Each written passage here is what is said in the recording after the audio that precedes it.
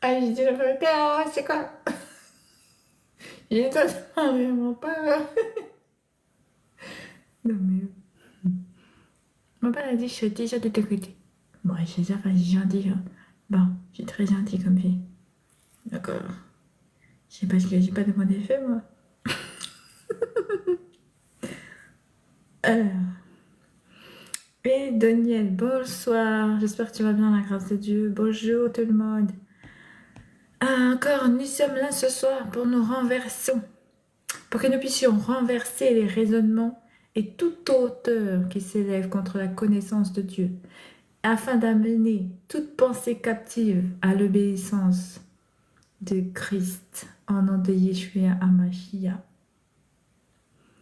La famille, c'est important de demeurer bonsoir, dans l'amour de Dieu par la connaissance de la parole de Dieu, car c'est comme ça qu'on aime Dieu. Selon ce que dit Dieu et selon sa volonté. Parce que nous avons besoin de lui pour le connaître. S'il ne se révèle pas, on ne peut pas le connaître. Et oui, c'est comme ça. Donc c'est aussi selon sa volonté. Parce que s'il ne se révèle pas, vous ne pourrez pas découvrir qui est votre Père spirituel afin de lui ressembler.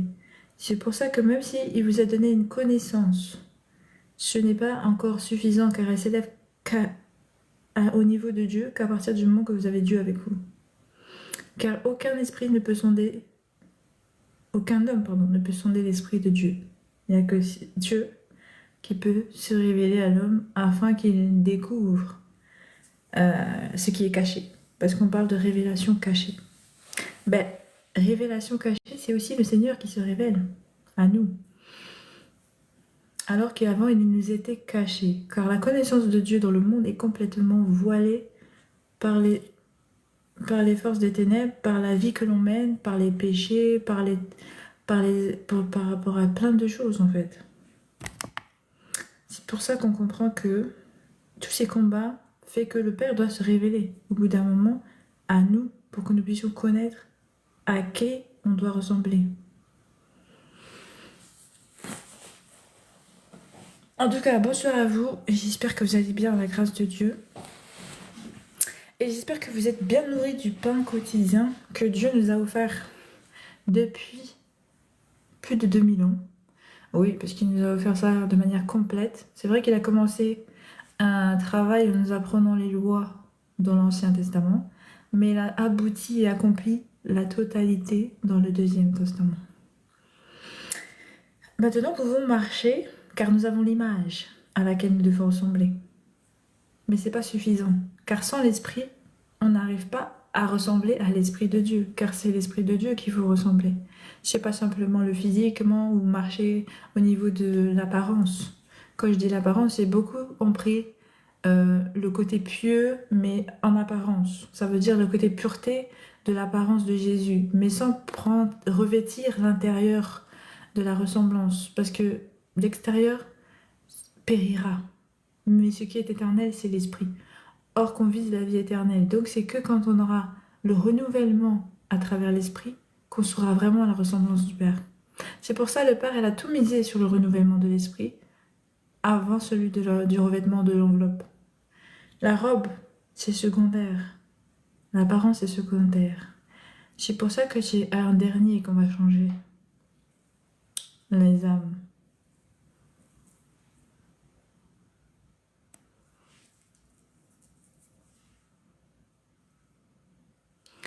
Donc la famille, je vous laisse vous dire comment et quelle nourriture vous avez mangé aujourd'hui par exemple. Hier nous avons mangé ensemble, le Seigneur nous a enseigné l'orgueil, concernant l'orgueil et l'humilité. Aujourd'hui, qu'est-ce que vous avez pu apprendre et dont vous avez pu vous nourrir selon la connaissance de Dieu? C'est ça que je vous pose comme question. Qu'est-ce que aujourd'hui le Père vous a révélé? De quoi il vous a nourri aujourd'hui? Moi, mon père, il a fait une révélation. Moi, je vous le dis maintenant, parce que c'est maintenant que c'est ce qui vient à la tête. Vous savez qu'il a prévu une femme de destinée pour un homme et 4 hommes de destinée pour une femme. Incroyable, n'est-ce pas? Ah non, pardon, 5. Oui, excusez-moi, j'ai 5. 5 femmes de destinée pour une femme et 4... non, oh là là. 5 hommes de destinée pour une femme et une seule femme de destinée pour un homme. Est-ce que vous croyez que je vais dire ça? C'est réel, c'est une vraie révélation. Après, la femme arrivée à un stade, si elle demande au père, un mari, que c'est une femme pieuse et qu'elle a le père déjà dans sa vie, le père lui révèle les 5, ou les 4, ou les 3, ou les 2. Ça dépend si pardon, excusez-moi. Si combien ont survécu au passage de la vie, quoi. C'est ça, en fait. Donc, si la femme a survécu, elle a ces 5 qui ont survécu, elle présente les 5. Si elle en a 4, elle présente les 4. Et la femme, elle doit choisir. Voilà, selon son cœur. Parce que Dieu n'oblige pas à aimer. Or, la femme, elle aime d'un amour profond. Et on ne peut pas changer cela. Donc, c'est pour ça que le père, il la met à faire le choix. En espérant qu'elle prenne le choix de la raison plutôt que du cœur. C'est pas toutes les femmes qui arrivent à faire le choix de la raison. Beaucoup choisissent le cœur et beaucoup souffrent après. Ouais, beaucoup souffrent après. Donc, je vous demande de faire confiance à votre père. Ça, c'est un conseil d'amis, la famille. Si le père, il vous présente vos hommes de destinée, il vous montre qui vous devez avoir. Sauf s'il est formel, il vous en reste un. Mais s'il vous en reste plusieurs, s'il vous plaît, concentrez-vous sur le choix de Dieu. Malgré votre cœur, apprenez à fermer un petit peu, ouais, le tenir un peu, ouais. Ça s'appelle contrôler par le Saint-Esprit votre cœur pour que vous puissiez avoir ce qu'il y a de meilleur. Pourquoi? Parce que vous allez beaucoup souffrir et vous n'êtes pas sûr de survivre. Vous n'êtes pas sûr de survivre par la suite. C'est réel ce que je dis. Parce que quand vous allez rentrer dans les combats, c'est là où vous avez besoin de vous allez voir vraiment que c'était mieux de prendre ce que Dieu vous avait dit. Ouais. Parce que tous les mariages sont combattus, vous le savez. Car maintenant, Satan a fait en sorte que il joue avec les égos des hommes. Parce que il faut comprendre quelque chose. L'homme est séparé de Dieu depuis le commencement. Or, ils n'ont pas encore eu l'éducation et la sagesse de ce qu'ils avaient dans le jardin. Ils n'ont pas connu que le bien. Ils ont connu aussi le mal. Et continuent de faire le mal tant qu'ils n'ont pas encore appris du Père. Donc c'est très compliqué quand vous allez rentrer dans le combat, car il y a de fortes chances que Satan réveille tout l'ego, les blessures, les choses comme ça, que vous n'êtes pas prêts à gérer ensemble. Franchement, la famille, je vous assure, là c'est une leçon, je vous assure, vous allez voir. Je vous conseille bien, c'est réel ce que je vous dis. En tout cas, vous, les femmes, c'est tout à fait ce que je peux vous conseiller. Et les hommes, sachez que si vous demandez au Père, vous serez comblés. Car il vous donnera la vraie et la seule et unique femme qui peut vous combler là où toutes échoueront. J'ai bien dit, ils vont toutes échouer. Car Dieu sait ce qu'il fait. Parce qu'il ne vous donnera pas celle qui vous fera échouer, ni spirituellement parlant, ni physiquement parlant. Parce qu'on sait très bien que le problème de l'homme principalement, c'est l'impudicité et l'adultère. Or, Dieu va vous combler de ce côté. On peut le voir dans les Écritures avec Sarah et Abraham, Adam et Ève, Isaac et Rebecca. Tout ça, c'est qu'on voit que l'homme n'a pas besoin d'aller voir ailleurs quand il a connu sa femme de destinée. Et elle est pieuse, car elle connaît le Seigneur, elle appartient déjà à Dieu. C'est pour ça qu'elle ne peut pas vous faire échouer dans votre œuvre de destinée. Car c'est une porte de bénédiction. C'est une porte de grâce. Elle n'est pas tournée vers le mal, elle est tournée vers l'Esprit du Seigneur. Donc, elle ne vous fera pas tomber, au contraire, elle vous élèvera. Car c'est elle la couronne que Dieu met sur votre tête. Elle fait partie des bénédictions de l'homme, comprenez? Donc, elle n'est pas votre malédiction, elle est forcément votre bénédiction. Donc, quand vous priez pour la femme de destinée, Abraham, qui était un homme de foi et un homme pieux, il a prié pour son fils. Car il savait que s'il priait pour son fils allait directement dans la réussite. Regardez celui d'après, Jacob. Il a eu du mal, il a souffert, parce qu'il n'a pas prié le Seigneur pour une femme. Il a prié le Seigneur pour la richesse. pour la bénédiction qu'il avait dit. Et du coup, il s'est retrouvé avec Rachel, Léa, deux autres, un tas de femmes. Donc comprenez que il faut absolument que vous demeuriez dans la connaissance que quand vous cherchez une femme pour vous marier, là, les garçons, les hommes, vous avez besoin du Père. Vous devez être un homme pieux et un homme de foi, afin que vous soyez bénis d'une femme, deux enfants qui vont dans le mariage. Parce que si une femme est bénie, elle vous donne 1000 ans de génération bénie. Ça veut dire pas d'enfant de perdition. Vous n'avez pas d'enfant qui veut normalement vous causer des problèmes, mais qui va vous rapporter encore des bénédictions dans votre génération plutôt. Comme les enfants bénis qui ont eu la promesse depuis Abraham. Ce sera même une protection. Regardez David. Il a protégé toute sa lignée de la mort. Parce qu'il a fait une alliance avec Dieu, il a demandé la bénédiction pour toute sa famille, sa lignée. Sauf si vous êtes un homme pieux, qui vous avez la responsabilité, que vous avez compris comment fonctionnent les lois spirituelles et surtout la relation avec Dieu, et que vous avez déjà, en tant qu'homme, sécurisé votre foyer à bâtir, et que vous avez demandé la bénédiction sur votre maison, c'est autre chose. Mais si vous avez demandé une femme de destinée, sachez que vous aurez déjà l'accomplissement dans la femme.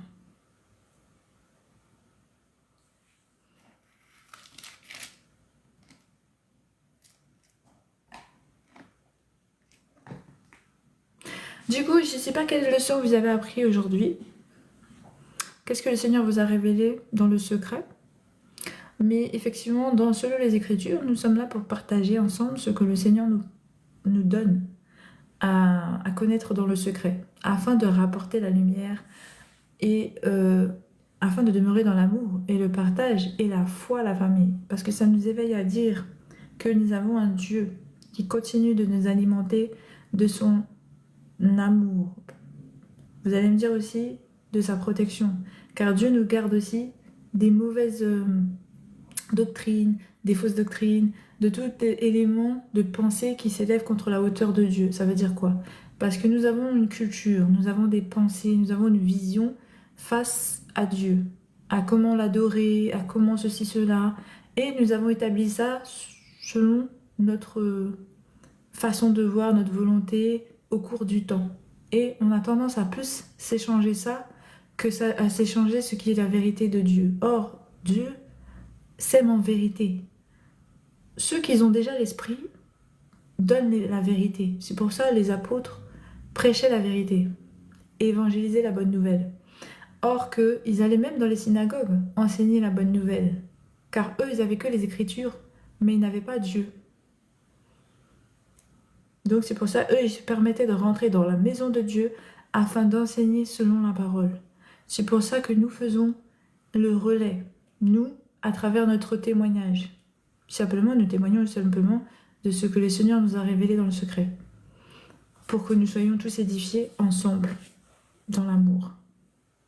Dans l'amour des dieux qui nous gardent, évidemment. C'est pas notre amour simplement qui nous garde, c'est l'amour de Dieu aussi. Et nous avons l'amour de monter chaque jour afin de partager ce pain fragmenté, on va dire. On va fragmenter le pain ensemble. Ça veut dire de fragmenter ce que Dieu nous donne et nous révèle.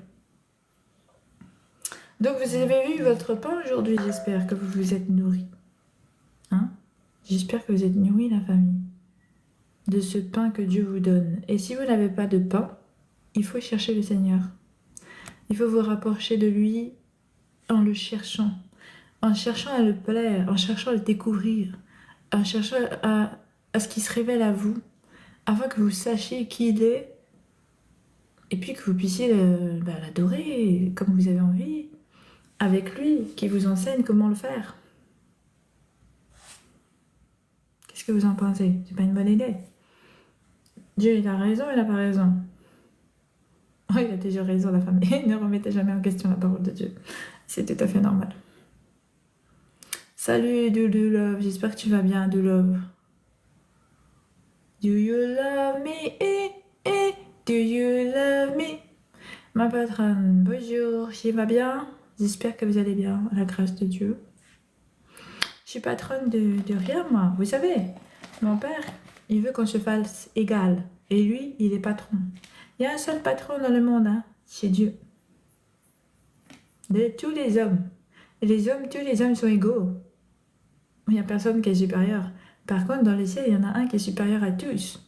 Mais voilà, c'est tout. Prie pour parler. Pour toi. Qu'est-ce que tu passes, to love? Quelle est ta problématique? D'abord, je vais te demander avant de prier, mais d'où tu viens? En quoi tu crois?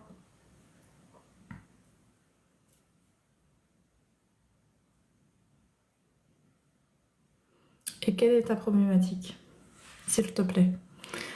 Avant qu'on voit si on peut répondre avec douceur à ta problématique par le Seigneur.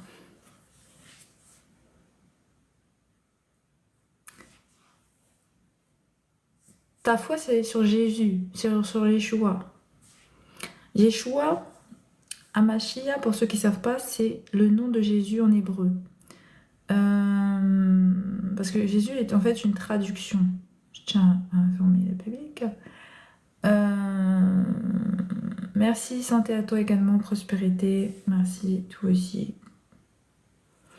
Du coup, Yeshua Amashia, effectivement, c'est le nom complet de Jésus-Christ en hébreu. Et Jésus-Christ, en fait, c'est une traduction en anglais. C'est gentil, merci. Et donc, du coup, tu me réponds pas. D'où tu viens? Donc, tu crois en Yeshua. Et quelle est ta problématique? Parce que je vais t'expliquer un truc. Si tu crois réellement en ton Père, il suffit d'aller dans le secret et de le prier. Étant donné que tu es déjà dans la confession de foi, tu n'as pas besoin d'un autre serviteur. Parce que, effectivement, tu peux faire appel, mais normalement, c'est le Seigneur qui t'envoie vers celui vers qui tu... Parce que tu sais pas à qui tu peux faire confiance. Tu sais pas qui est réellement serviteur de Dieu. Ça peut être un faux prophète. Alors que tu as le Père déjà dans ta vie, c'est mieux de te confier d'abord à ton Père. Et si vraiment il doit passer par quelqu'un, c'est lui qui t'enverra.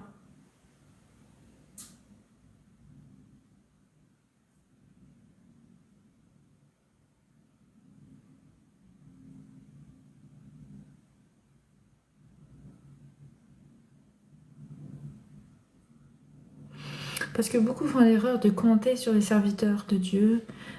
Bonjour, merci. Enfin, pardon, excuse-moi, Doulove, c'est gentil, merci à toi. Que Dieu te bénisse. C'est gentil. Merci pour les roses.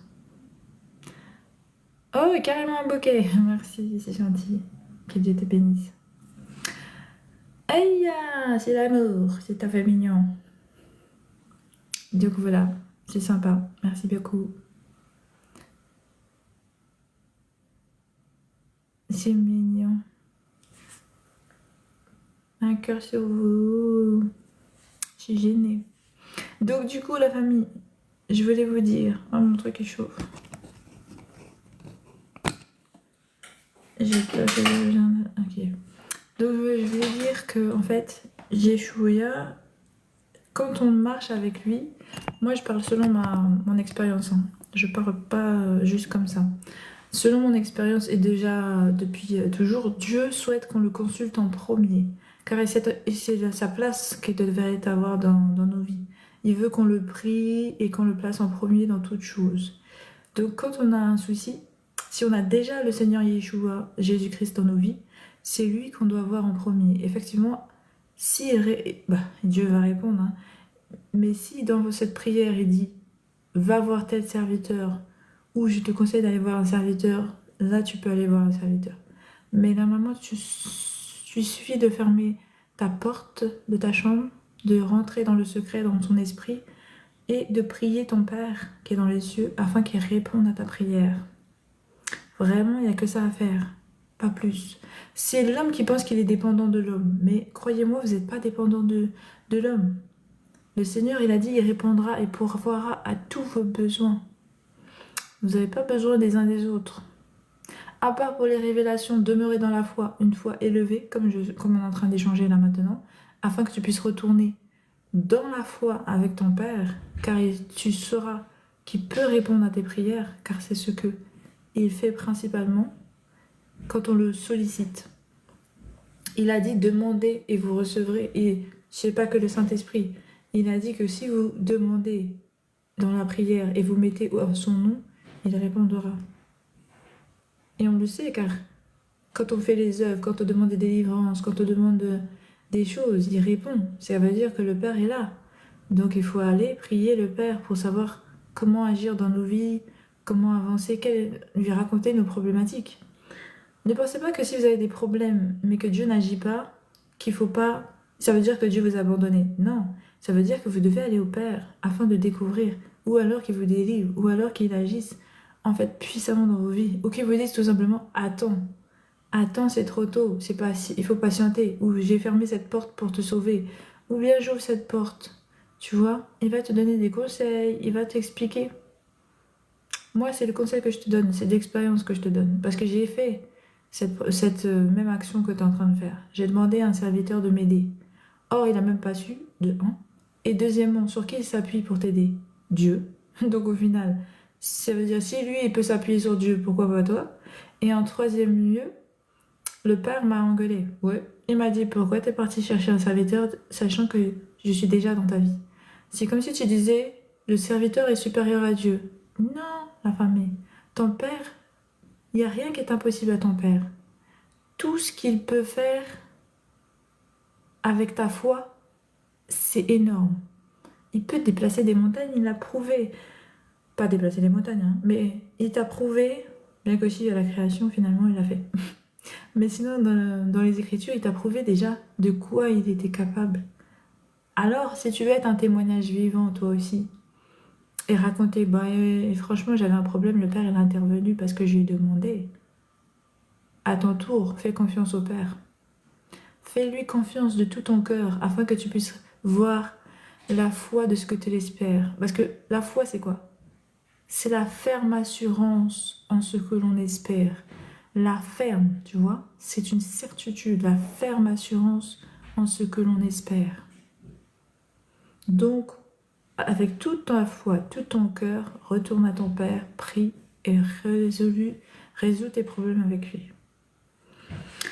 C'est mon conseil d'amis. C'est un vrai conseil celui-là, parce que je t'assure que c'est d'expérience que je parle. J'ai appelé un serviteur, il ne pouvait pas m'aider. C'était le seul à pouvoir m'aider, c'est mon Dieu. Parce qu'il y a même des choses qu'en tant que serviteur, intercesseur, il ne peut pas faire. Car Dieu t'a dit, tout ce qu'il bénit est béni. Tout ce qui est maudit est maudit. S'il ne veut pas répondre à la prière d'un intercesseur, ça ne va pas bouger dans ta vie. Hein. Par contre, si tu te repens, si toi tu vas à lui, tu te repens, c'est là que tu peux changer ta situation. Ah oui, c'est possible qu'avec ta repentance, il décide de te pardonner.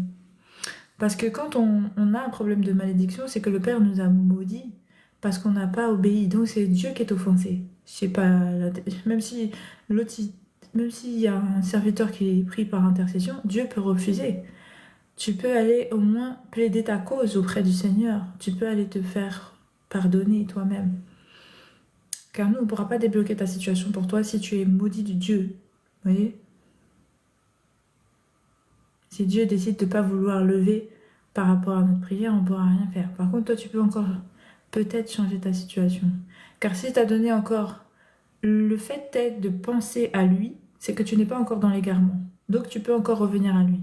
C'est qu'il attend ta repentance. Vous voyez? Il attend que tu te repentes. Car si réellement il t'avait renié, tu n'aurais pas eu la connaissance de son nom. Je rigole pas. Si réellement tu étais renié, le mal aurait déjà pris la place. Car on te dit que quand le Seigneur s'en va, quand tu as orné ta maison, en parlant de ton esprit, s'il n'est plus orné de la présence de Dieu, c'est 7 démons qui viennent. Donc c'est que si tu n'es pas dans l'égarement ou si tu n'as pas de démons, c'est que Dieu était encore là. On voit Saul. Saul, il a galéré. Il a prié le Seigneur n'a pas parlé. Il a dû appeler l'esprit des morts afin d'avoir des révélations du ciel. Mais comprenez que en réalité, quand Dieu ne veut plus de toi, parce qu'on voit qu'avant ça, il avait des esprits qui venaient, un esprit d'égarement qui venait du Seigneur, tu vois, afin qu'il ne puisse pas marcher dans la compréhension de revenir, de ceci, de cela. Il était tourmenté. Et c'est le Seigneur qui a envoyé un esprit d'égarement. Donc ton Père, tant qu'il t'a pas envoyé d'esprit d'égarement, c'est qu'il attend ta repentance. Donc tu peux encore aller te repentir.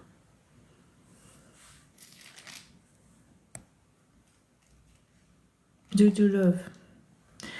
Do you love me? Do you love me, pardon. Do you love me? Ooh, ooh. Do you love me? Ah, ah, ah. Do you love me? Merci, Do you love me? Je sais pas si tu es là. Do you love me? Ah, ah. Do you love me? Donc voilà la famille, c'était mon petit conseil.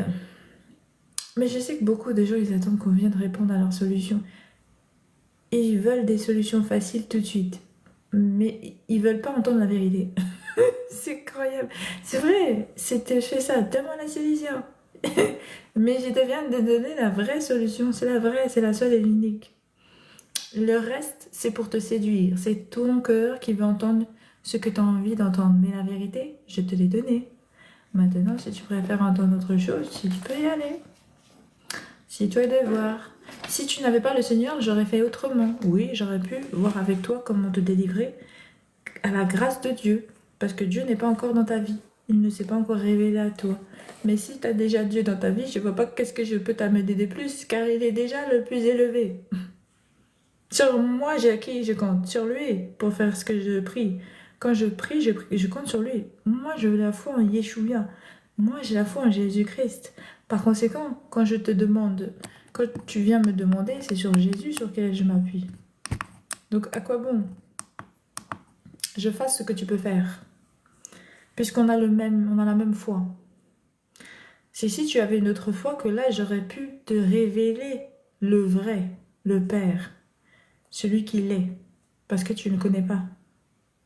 Mais là, tu connais, ton Père. C'est toi l'enfant, non? Tu connais pas ton Père. Tu cherches une frère ou une soeur pour dire, papa, ne tape pas sur mon frère, s'il te plaît. C'est comme Moïse et Aaron quand Marie, elle a pris la lèpre. Si tu veux que j'intercède parce que tu as tapé, et papa, c'est papa qui t'a tapé. C'est autre chose. Mais tu as remarqué que le père, il a tapé, il a laissé dans son... Regarde ça. Elle a fait la bêtise. Le père lui a dit pourquoi elle est punie. Les frères, ils ont dit, non, la tue pas, s'il te plaît. C'est son enfant, il a dit, je corrige. Dieu a dit, je corrige, je châtie mes enfants. Tu as été corrigé, châtié. C'est avec le père que tu dois te repentir, c'est pas avec nous. Ça marchera pas.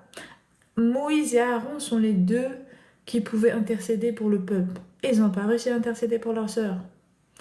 Parce que leur sœur est l'enfant du Père. Et il a dit, si je suis chez le Père, si je veux cracher... Écoutez-moi bien, tu peux pas intercéder pour un enfant.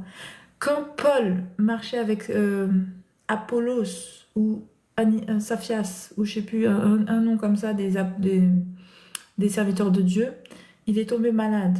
Paul a dit, c'est bien pour lui, il faut le laisser, il travaille. C'est le Père qui l'avait puni. Il n'a pas intercédé pour dire, je te pose la main, lève-toi. Il n'a pas intercédé entre lui et le Père. Je ne peux pas intercéder en tant qu'enfant. C'est pas possible. Ah, la famille, il faut rester comme ça. Il faut rester dans la compréhension comme ça. C'est pour ça que Dieu a dit, va pas voir tes serviteurs, c'est tes frères. Mais moi, je t'envoie chez moi, je suis ton père. Tu viens me dire quoi? Je peux pas aller voir un frère pour me sauver de mon père. Hein. Il n'y a personne qui pourra te sauver du père. Tu peux pas. Il faut retourner à lui. En général, quand il nous châtie, c'est parce qu'il veut qu'on retourne à lui, justement. Alors, plus tu le fuis, plus tu prends coup.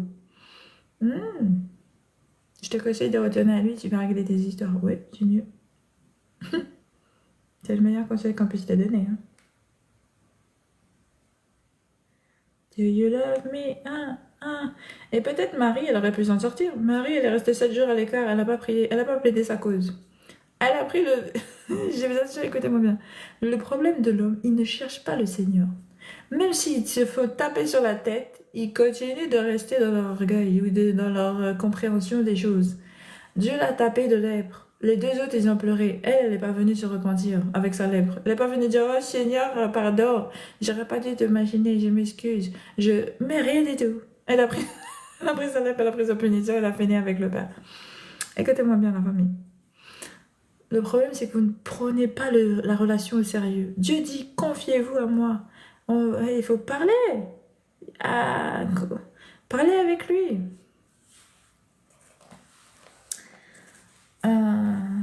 Donc là, voilà, moi je sais pas, c'est vous qui voyez.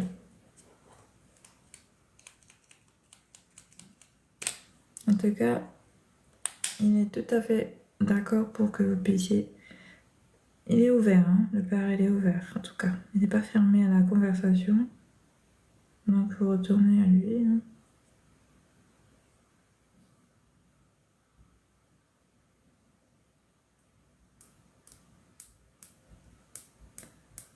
Do you love me? Ah, ah. Moi, j'arrête de parler parce que je sais pas si t'es là. Je sais pas si tu m'écoutes. Si t'es d'accord, t'es pas d'accord. Peut-être c'est parce que tu voulais entendre, je peux comprendre ça aussi. Hein. Malheureusement, je ne suis pas là pour dire ce que tu as envie d'entendre, je suis là pour donner la vérité. Beaucoup de gens se trompent, choisissent le chemin du serpent parce qu'il séduit plutôt que la vérité.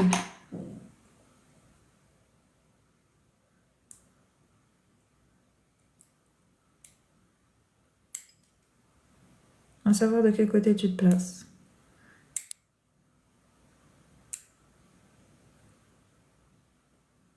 Do you love me? Ah, ah, mm, mm.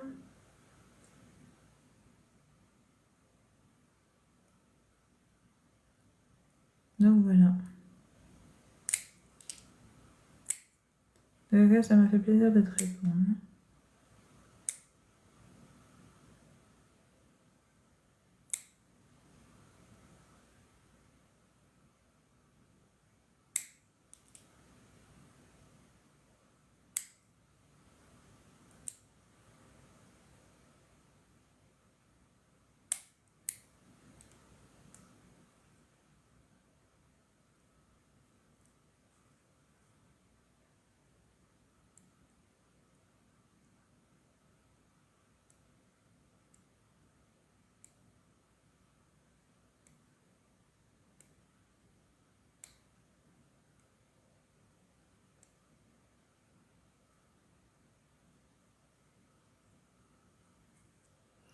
Do you love me? Ah, ah.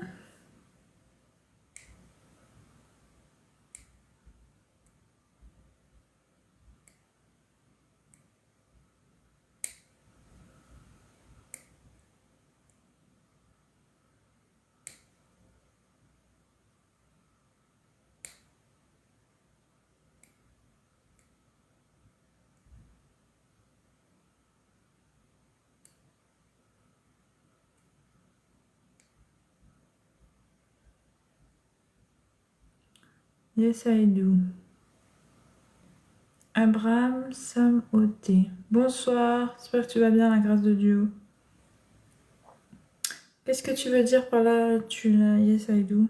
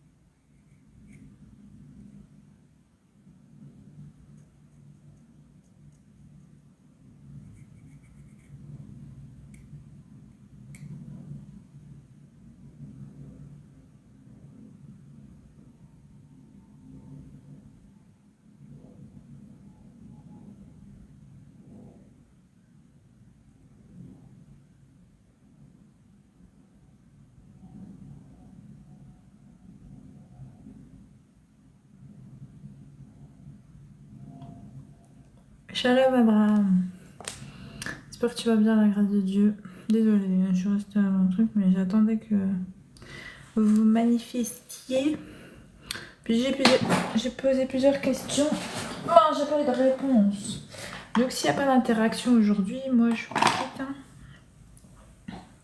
Après tout, la parole de Dieu est faite pour être écoutée pour ceux qui veulent l'entendre. C'est entendre ceux qui peuvent entendre. Donc s'il n'y a personne pour l'entendre aujourd'hui, c'est pas grave. Demain, c'est un autre jour, vous savez. C'est arrivé déjà, hein.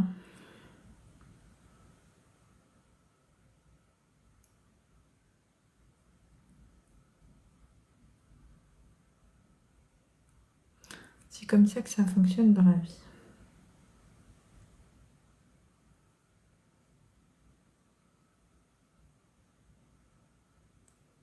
Donc, comme on est là tous les jours, la famille, donc demain, c'est un autre jour.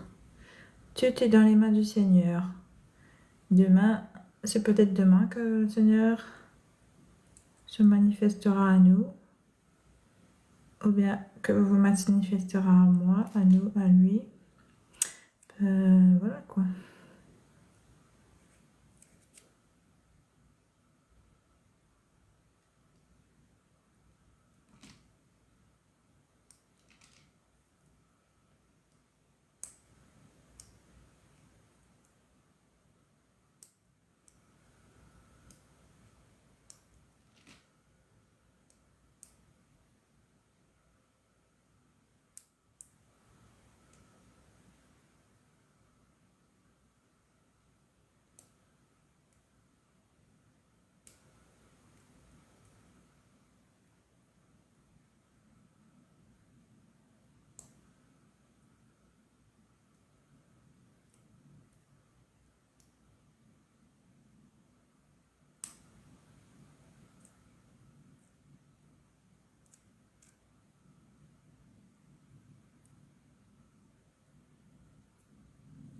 Ok.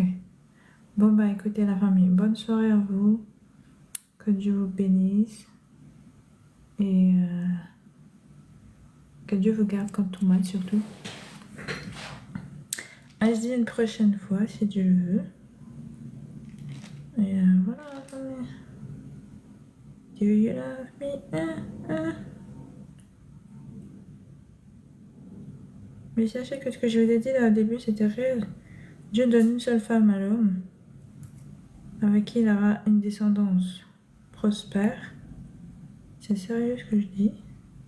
Car après tout, il a pris la femme de l'homme. Donc il y a une seule femme qui correspond à l'homme. Mais la femme étant issue de l'homme, elle peut être libre de choisir. Vous comprenez? Lui, il va s'emboîter qu'à une seule.